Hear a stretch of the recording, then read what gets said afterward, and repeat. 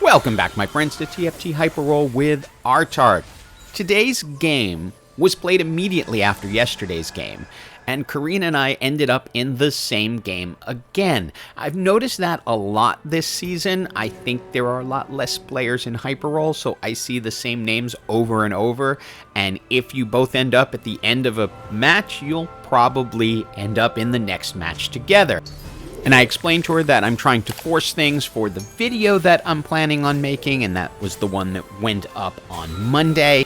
Once I ended up in Godwillow's Grove, I had an idea for the build I wanted to do, which was the Slayer Bastion build. That was really big for a while. But between when I recorded this and when I ended up putting together that video, they nerfed Slayer down from 15 to 10%, so I didn't end up including any footage of that in that particular video because I didn't want to recommend a build I thought was dead. But this ends up going off the rails in a whole different direction, so let's take a look at the first set of augments and see where things start just kind of going crazy.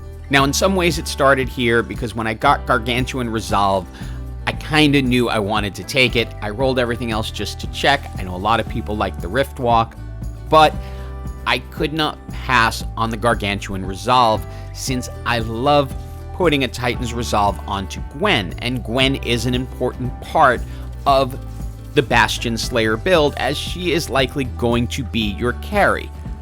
The early way to start that, of course, is to use Shadow Isle with Viego as your item holder, since Maokai is going to be the central tank in this particular build.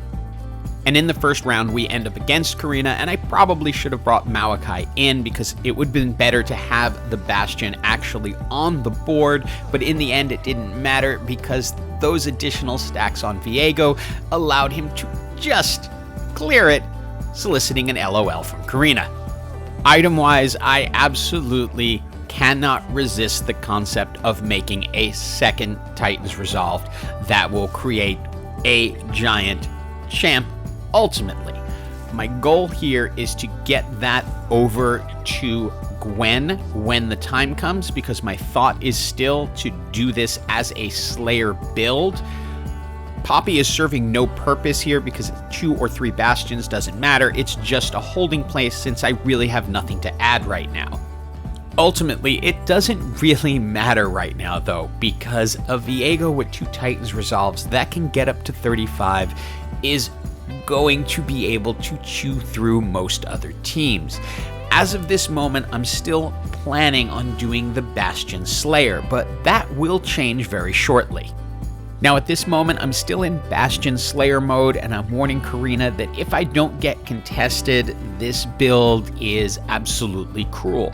And it was before they nerfed Slayer, and this was before the nerfs were even on the PPE. This is also a build that I considered a champ or chump build, meaning it's going to kind of be first or eighth, because if you hit it, it's going to dominate. If you don't hit it, it's going to fall apart around stage 7 because you need to get Gwen, and then you're going to need to get Aatrox. Now, there are a couple of little red flags here for me in building this. I have not seen Kled yet, and Kled is essential building any Slayer build since there's a limited number of Slayers and the amount of excess damage you have increases by how many Slayers you have. So without Kled, gonna be very hard to build. It's time for the augments, and even though I haven't gotten Kled yet, there's nothing here to necessarily dissuade me. Gonna roll them once I find Unified Resistance. That's great for a Bastion build. Since the Bastions are going to take up the front line, this will make the front line stronger, so it all just kind of works together. Still, no Kled. So for this round, I moved Kale off of the Godswillow Grace space because having the additional Slayer is less valuable than getting up to the 4 Bastions. Usually you stop at 4 Bastions in this build, and again, it's not going to end up with the Bastion Slayer build, it's just what I'm building, so I'm explaining that process as we're going. At this point, I'm continuing along as if I'm going to get a Kled. I'm using the Hex to create the 4 Bastion. I've brought Kale in because Kale is going to start shredding magic resist since it's now stage 6. As of this moment, I'm proceeding as if I'm still going to be able to pull this off, although I know I'm now headed into the chump of the champ or chump category, because without Kled, without Gwen, it's just going to turn into a hard series of losses. We're back against Karina, and luckily for us, our build is still just strong enough to hold up, as she is headed into a multicaster style build but hasn't picked up some of the key units for that. So it's keeping her a little bit weaker, but if you know anything about me, I kind of always feel bad whenever I beat someone I know, so I apologize with a simple sorry, which she says it's all okay. And we are rolling to try and finish out this build to get more elements of it. We managed to get Gwen, so it's time to pull Viego and put Gwen in and just give her those items, because the 2 Titans resolves with the addition to 35 means we're going to have a giant Gwen. And we're into our final set of augments. Portable Forge is always tempting, so I don't roll that one immediately. When I see the Shadow Isle crest, I decide, you know what? Different build now. Time for a different build. Forget going Bastion Slayer. We can now get to the 6 Shadow Isles.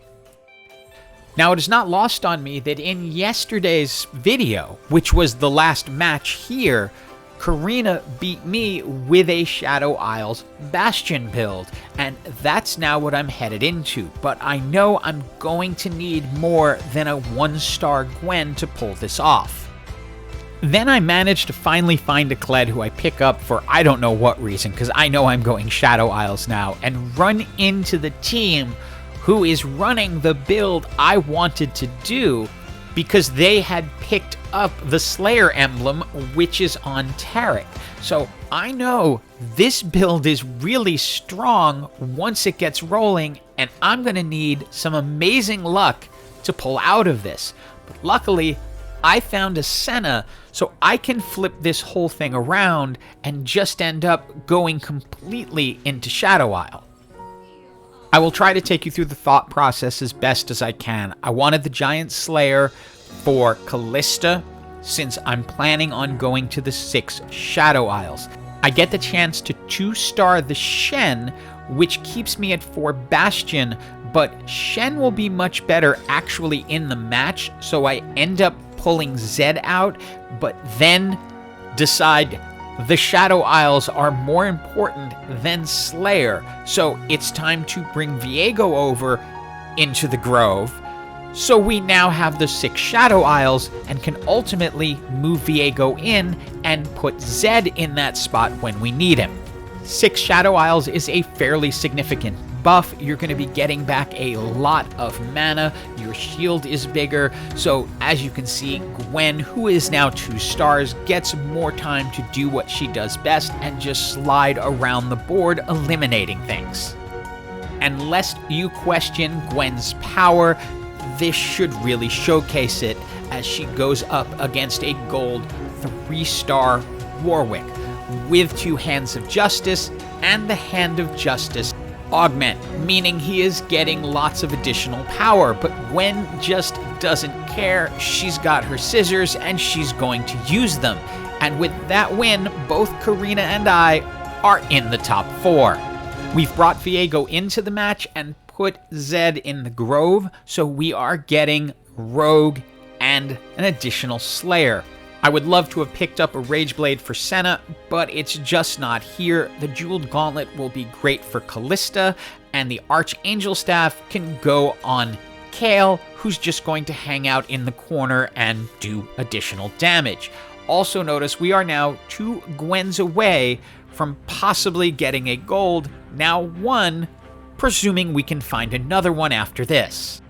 One big problem standing in our way, there is a Shurima team with Shurima's Legacy and nearly perfect Azir items.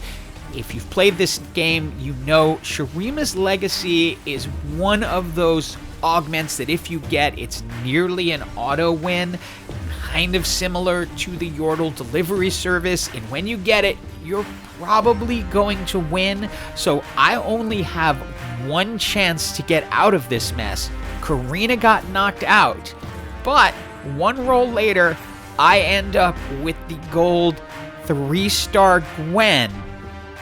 And Karina knows that means everything is now in order, throwing a bunch of smiles and signaling to everyone else what just happened.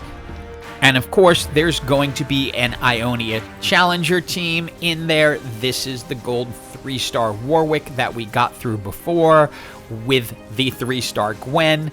You know what's coming. Karina says hi YouTube because she knows what's coming and that this video is going to be posted. And now I get to test whether this is enough to get through the Shurima's Legacy build. I'm thinking it will be because Gwen, with the 2 Titans resolves, which are gargantuan resolves now, is going to be just that much stronger. And you can see, even with Shurima's Legacy, most of our team stays intact. And Karina says she thinks the build's a little weak. And normally I keep Gwen in the second row, but because we have unified resistance and she is that monster, I saw no reason not to put her in the front row for the little additional armor and magic resist. But I want you to pay attention to the damage here, because this is now the Gwen show, the scissor show, whatever you want to call it. It's 15,000 damage. And since the Shurima's Legacy person didn't hit the gold 3-star Azir, they got close but couldn't quite get it, it's pretty much done. About the only thing that's going to stop this would be a Piltover team, because that T-Hex can get just as deadly as a 3-star Legendary. But I just want you to see 19,000 damage from Gwen, and it is GG for everyone. Hope you enjoyed this video. We have one more tomorrow around the same theme, and as always, have an absolutely awesome day.